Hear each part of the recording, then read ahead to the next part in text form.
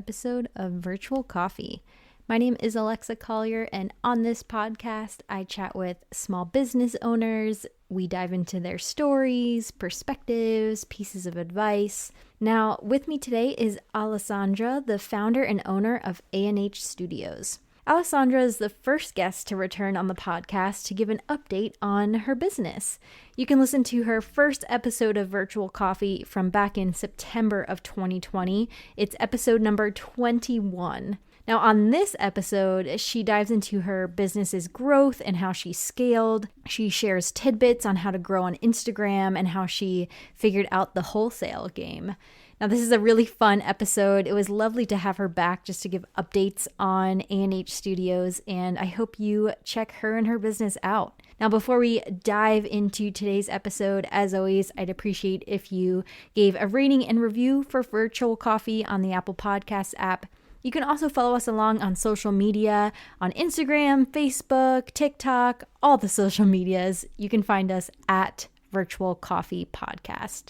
Thank you so much for listening. I really appreciate it. Happy Tuesday. I hope you have a great rest of your day, a great rest of your week, and enjoy this episode.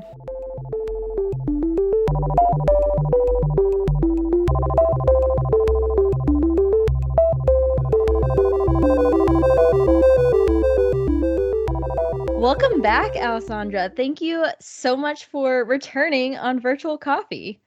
Thank you so much for having me, Alexa. It's great to be back. Hope you've been well. Yeah, you too. And yeah, so you were on episode 21 way back in the beginning. It was September 15th, 2020, so over a year ago, which is awesome.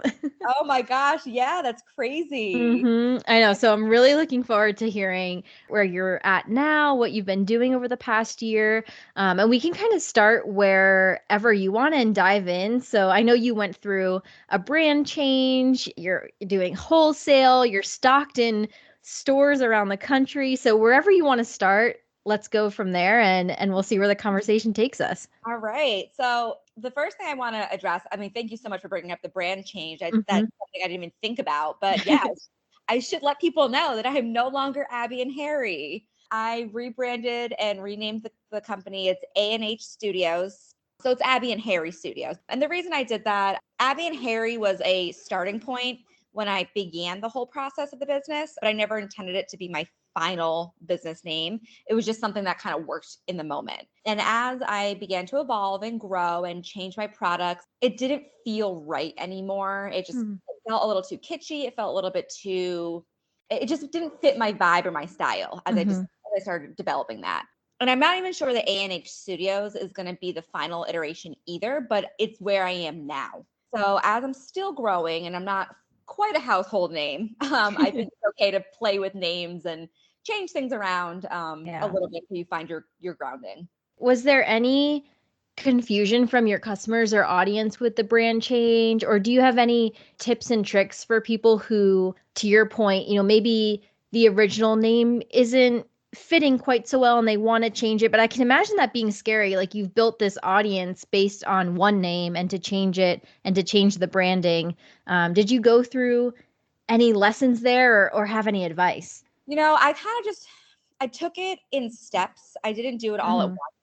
I was kind of playing with the A&H Studios for a few months. I would change little things, like my earring cards would say A&H Studios on there first for my wholesale customers.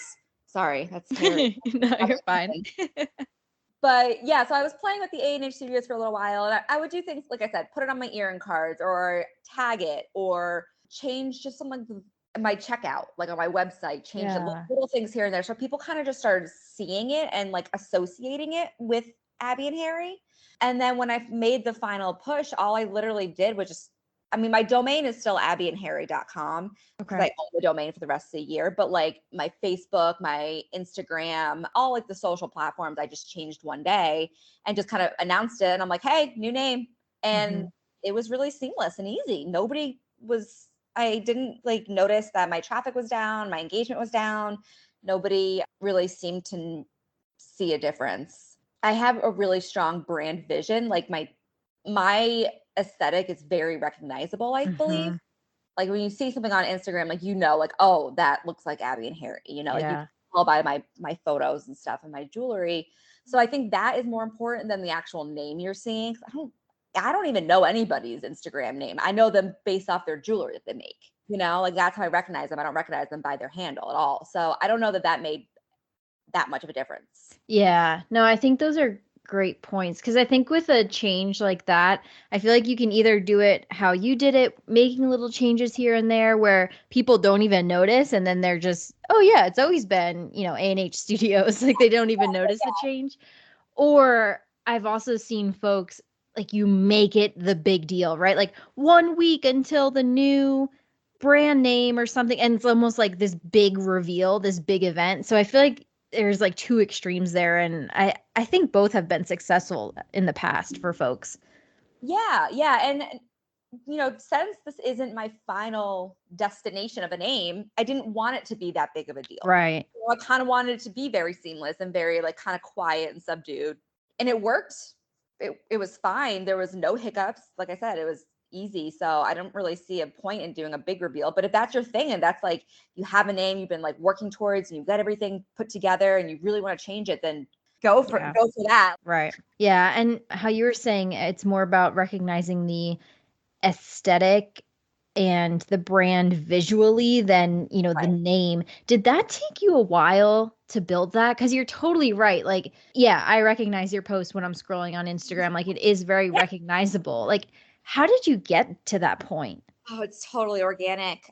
So back when I started the whole Abby and Harry or A&H Studios, I had a kind of an idea of like what I was attracted to, like visually. I liked really like bright white, and I learned like some like the basic tricks of like photography and like flat lays and stuff. And I played with it a lot, and then it kind of just started evolving. And as I started creating different pieces of jewelry, I started seeing things that I liked better, things that felt more organically me, things that were made me feel the most me on the inside. Those are the pieces that I kind of curated together to create my brand. I have done plenty of work that I do not feel is my voice or my artistic style at all. And I like kind of want to like shun it. Like, don't even look at that. It's not on brand at all. It's not aesthetic at all. But these were custom orders for people who requested specific things for their brands. But yeah, it's been an evolution. It's been about 2 years of evolving the brand into this kind of light, airy, ethereal, vintagey, boho-y, weird Taylor Swifty, Britney Spears vibe. That's my favorite vibe. I'm pretty here for it. I am so much of my brand. You see so much of my personal life on my Instagram, and that's the way I want it to be. I want people to be able to connect with me as a person. So I really do use personal things in my branding. I use the music that I love. I use the colors that speak to me. I use the soft and the hard and the soft. I like pretty feminine things, so I'm going to use it. Yeah, that's very inspiring because I think it's hard or it's easy to get lost in others on social media and like what you see and oh, I really like this person's aesthetic, but obviously I don't want to copy it exactly, or it's very easy to get lost in that, which of course it's great to take inspiration from others, but you do really show yourself in your brand. And I think that's hard to do. It's challenging to get there. For me, I didn't really ever feel like it was that much of a challenge. I can totally understand how it could be, but I'm a very open and extroverted person naturally. So like for me, I don't mind sharing my life and myself and my struggles with anybody. I'm not afraid of that, but I totally understand that like it is the biggest turnoff or fear for a lot of people. Sure. But I have met some great women with small businesses over the past year who that's my biggest piece of advice, like to get followers and people engaged with Instagram is be your authentic self, like be your brand, and have people fall in love with who you are, because that's what they're buying. They're buying into you. They're buying your pieces, but they're buying your pieces because they love who you are.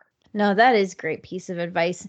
One of my biggest struggles is remembering to post things like on stories and stuff, right? Because I'm fine with sharing, about my day, but I'll go to, for example, like a coffee shop or hang out outside and the whole day goes by. I'm like, wow, I wish I posted that somewhere. That was a good experience and also could be good content and I want to share that. How do you remember to do that? Oh, I feel like the days that it's such a mixed bag. Like Mm, there's days that I have 50 bajillion orders to get through and it's just, I cannot remember, like, and I'm beating myself up over, oh, I didn't make a reel of that, or, oh, I didn't right. do that. Like I definitely forget too.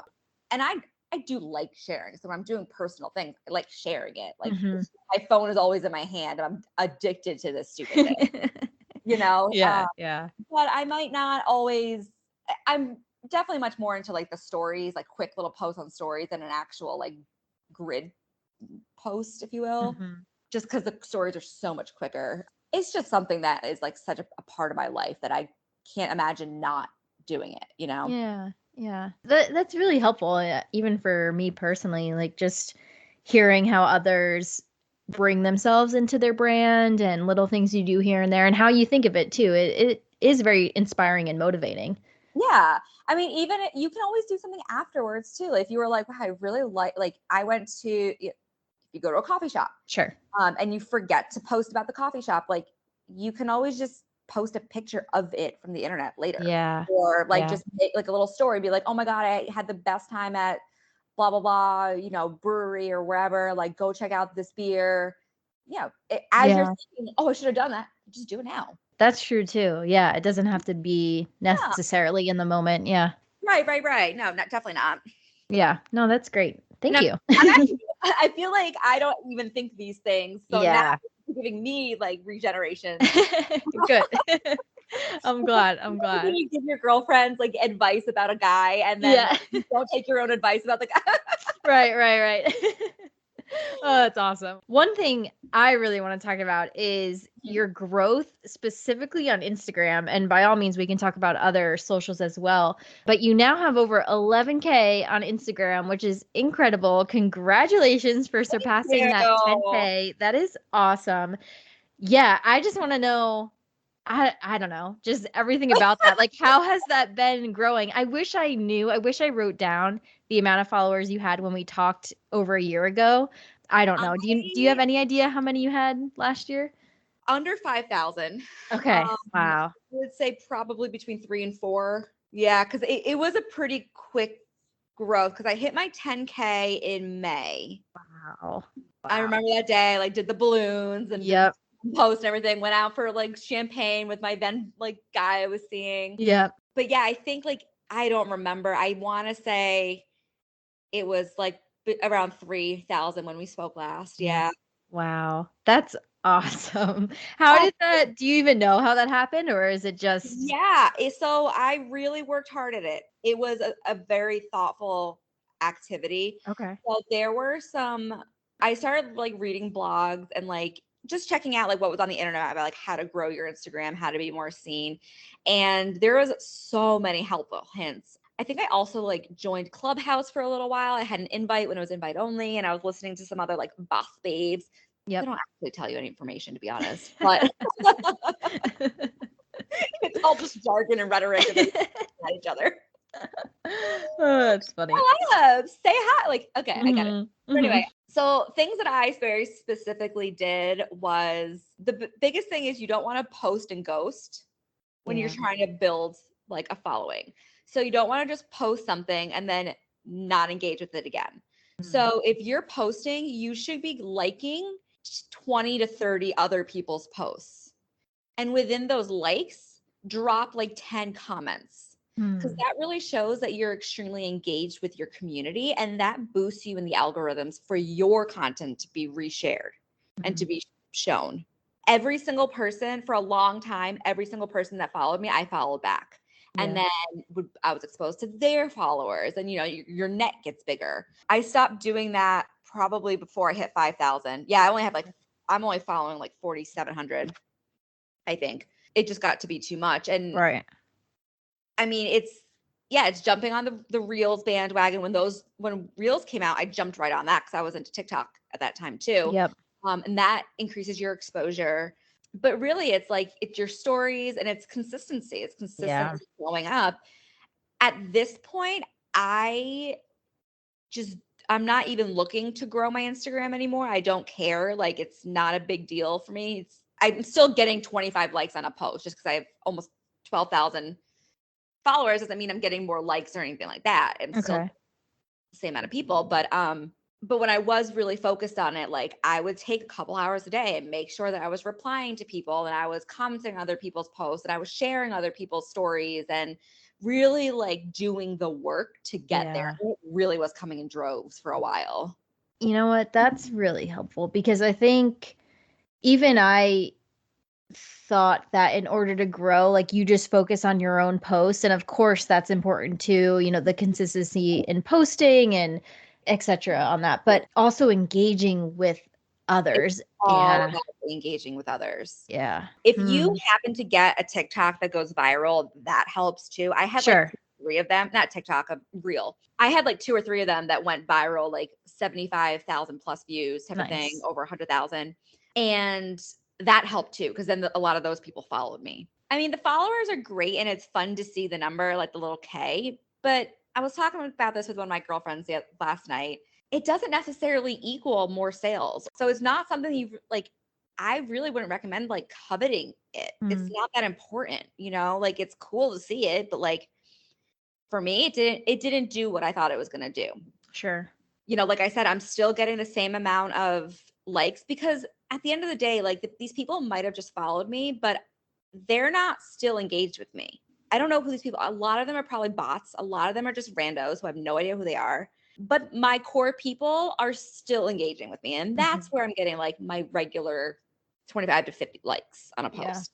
Thank you for sharing that because people get, including myself, so hung up on that follower count, right? But Yeah. it totally makes sense what you're saying. Like, even take this podcast, for example, getting followers on Instagram, they still have to go and click into the podcast on a different app and listen to it, right? Yeah. Like, that's what I'm selling is Yeah. like listens essentially. Yes. And same for anything. If you're selling something, they still have to go and buy something. Like at the end of the day, that's your goal, right? Is the Yes. products Exactly. you're selling. Yeah. Exactly. Yeah. Yeah. I mean, I'm not making money off people who are following me. So why Right. do I care? I mean, of Right. course, every person is a potential customer, but Mhm. they're not buying. So it doesn't mean anything. Right. I'm sure there's a balance there where, like the 10K I know is nice to hit because you get the like links in the stories, right? And Don't even get those certain things. anymore. They took those away. Oh, huh. So you used to get the swipe up, and within like this summer, like I get my 10K within like 2 months. They took it away. Hmm. Because I know So there's the links, but can anyone do the links now? I don't know. Maybe. Huh. Yeah, I'll have to look into that. It's Yeah. interesting. Let Yeah. me test it out. Let me know if you Yeah, I will. links. Yeah, I'll let you know. No, it's interesting. Yeah. Followers thing is just such an interesting topic. Yeah, because I wonder if like does the 10K help when, shops come to your page and want to sell your jewelry out of their stores, like do they think, "Oh, like okay, she has a lot of followers." Like it is credibility, right, to an It extent. is. Yeah, it is. But yeah, I'm sure there's like a point there where it passes X number or Right. X engagement, like it starts to matter less. Like you're saying, you don't even really think about it now, right? Because you kind of hit Right. that point. Right. And that's kind of like, I wouldn't say it's like self-fulfilling at this point, but it is. I'm still getting followers all the time and I'm still Right. hitting numbers. I get plenty of people who unfollow me too. So, but I'm not really concerned about it. It's not Yeah. a metric that I'm trying to improve because it doesn't give me anything in return. Yeah, that's great. It's a great point. Like it's not doing anything. It's feeding Right. my ego, but that's Yeah. it. Yeah.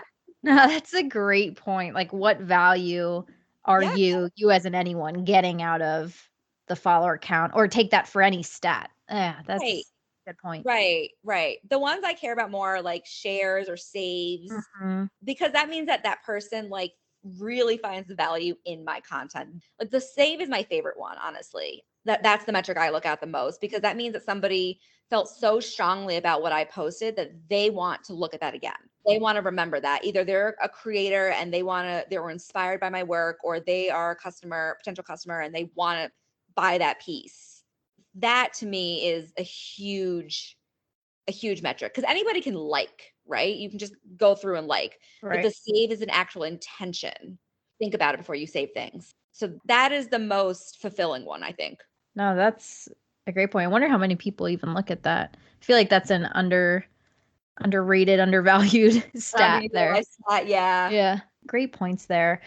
Another thing I wanted to dive into is your wholesale. And I noticed you're stocked in so many shops across the country. Like, how did those things come to be? You know, I'm sure it also happens pretty naturally, like with growth and as you grow, but what's the story behind that Gosh. growth? Yeah. So right after we talked, like Mhm. within 2 weeks after we talked last, I was approached by another maker. She does like bracelets or something.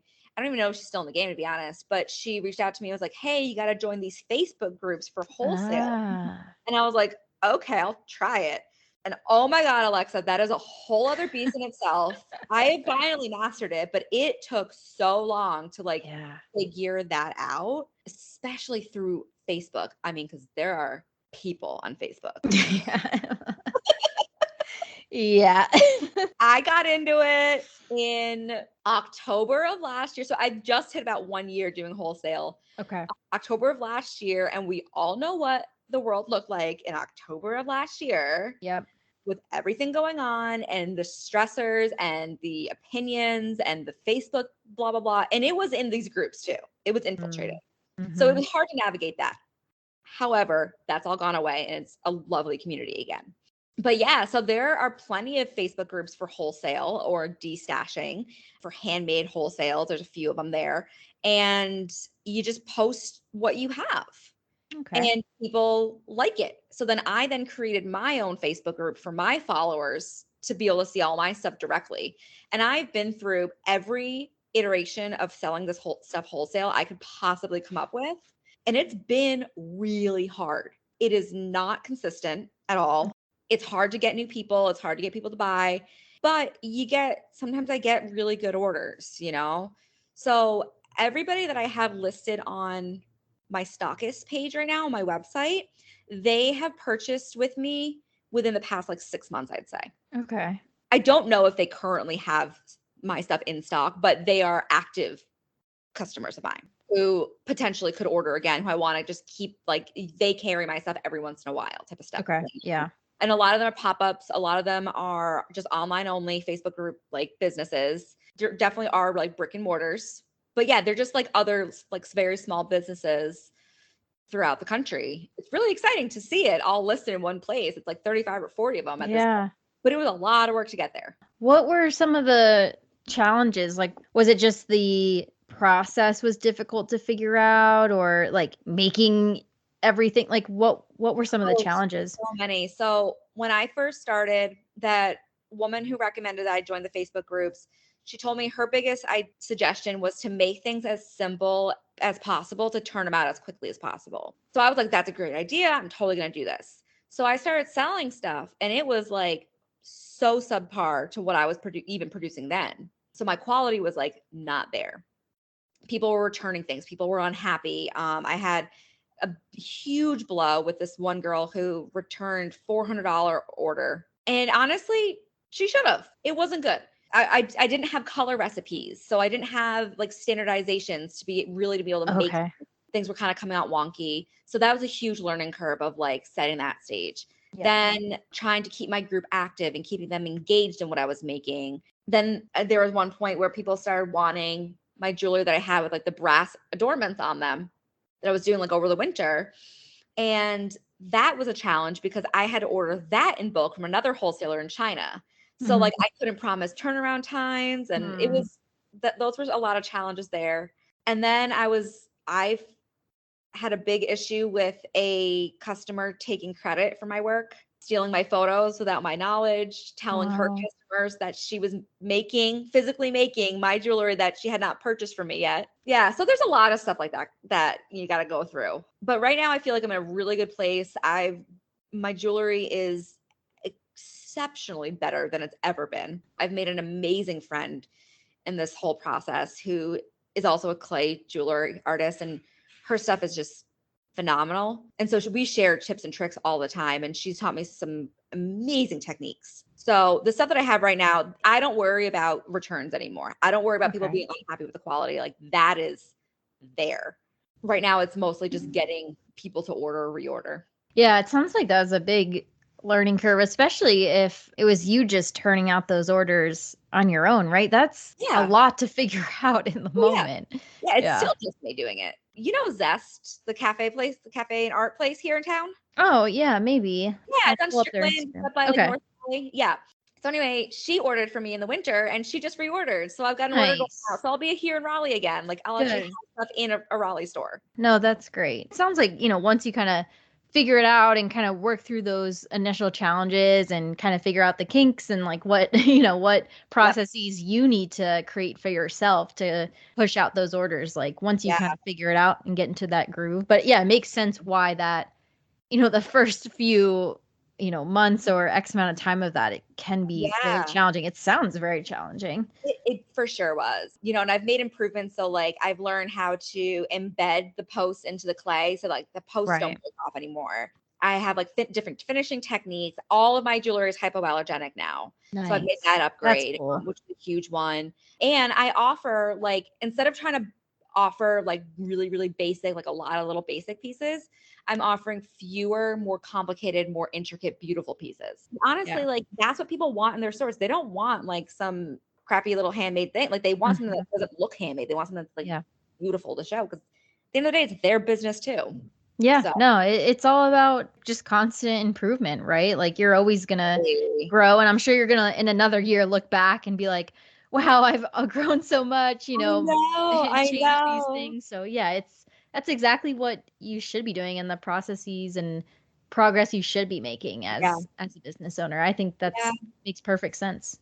Yeah, yeah. well, congrats on figuring out the the wholesale, right? And kind of making it through those initial challenges. It's great you didn't give up because I could see that being a very easy thing to just say, I'm not going to do that. It's too hard, too challenging. But then you're missing out on a great opportunity and now you're getting those return orders. Exactly, exactly. And one more little thing I want to add in there is Yeah. like, so I joined Abound, which is a wholesale like marketplace. I joined them about a year ago and they've been great. And then I recently just was accepted for Fair, which is another one, like a really Nice.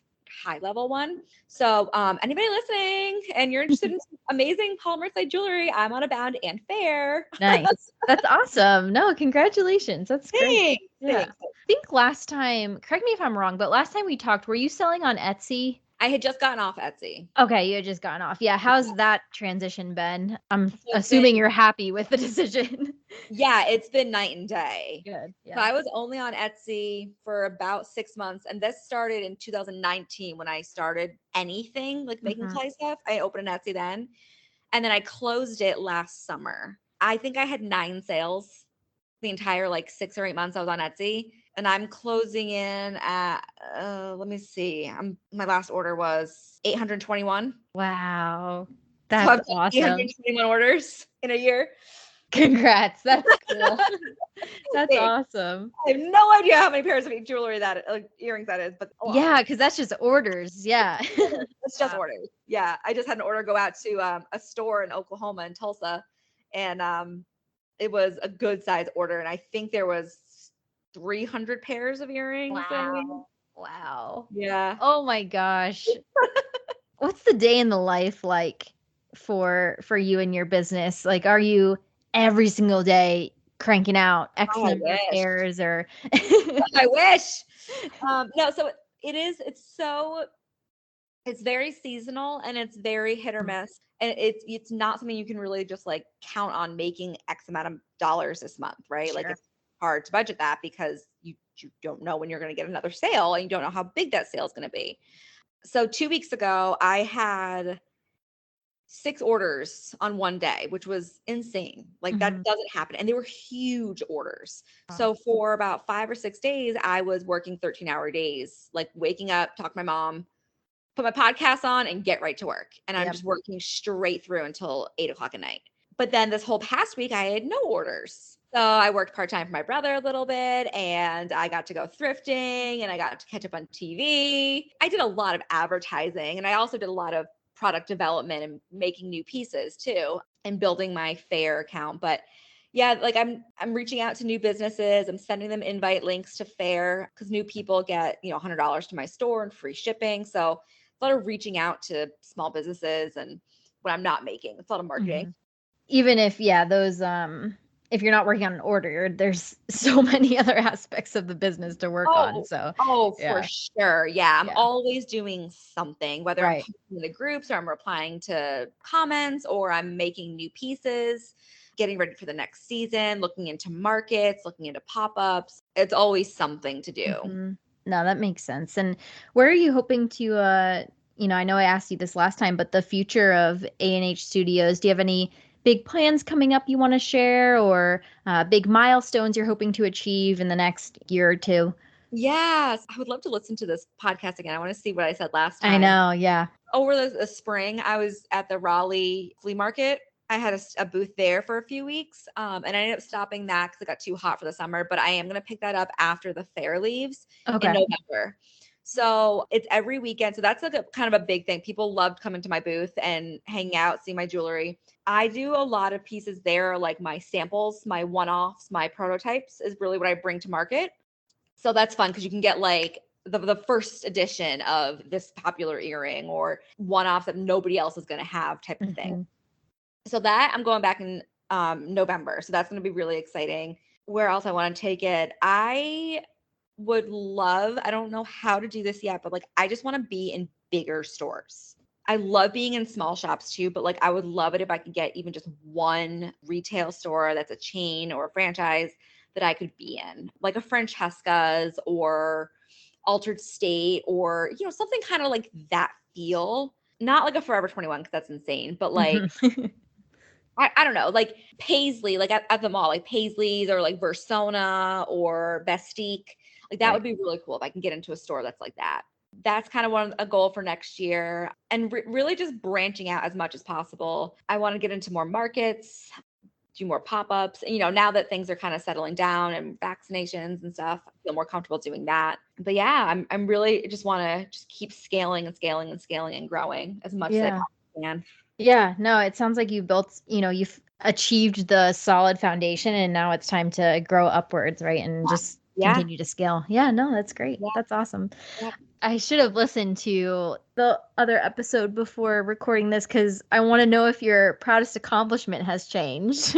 I don't know what you said last time. We'll have to check back, but what would you say today? Oh, being in all the stores across country. I for sure. When Yep. I look at that list, it just makes me want to like cry. I know. It's incredible. Really It's is. it's amazing. And I've been in so I have sold to 46 states. Either Wow. retail or wholesale. I've sold to 46 states. I'm looking at you, Delaware. I'm looking at you, Rhode Island, Wisconsin, and I think Nevada. Okay. So The shout last out to those listeners. shout out to you guys. Like, come on, guys. Yeah. I've sold to 7 different countries. Like I'm in Wow. Europe and I'm Australia. Like it's really cool to like that's exciting. I think that's my hmm proudest accomplishment is just the spread and like knowing my pieces are being worn by people. No idea who they even are across the world. Exactly. Like something you made is being worn. Yeah, Yeah. all the way over And there. it's Yeah. not even like just like the jewelry. Like in the winter, I was doing a lot of stickers and I did those Bernie Mm, Sanders stickers. A lot of that sold internationally and throughout the country and stuff. So that was a cool little fit yeah. flip right there. But yeah, I think it's the exposure and it's being around the country. Again, congratulations on all the growth this past year Thank and you. I'll have you back in another year and we can see what the Yeah. changes are. But yeah, thank you so much for coming back, Alessandra. I really appreciate it. And please shout out, where can everyone find you in A&H Studios? Yes, yes, yes. So you can find me. Oh my God, I feel like I'm real podcast. Yeah. Put your pluggables in. You can find me on Instagram. I am shop.ah studios. Facebook, same deal, shop.ah studios. My website is still Abby, Abbie, and Harry. You can find me on Abound and Fair. It's Faire. And the website is Hello Abound. They're 2 wholesale marketplaces. You can just search for AH Studios. My information should come right up. And yeah, if you have any questions, comments, whatever, slide in my DMs. Excellent. Well, thank you so much for being back on. I hope everyone checks out A&H Studios. And yeah, thank you for updating us on everything. And congratulations again on everything you've Oh, thank achieved you so so far. much, Alexa. Thanks for having me. Awesome.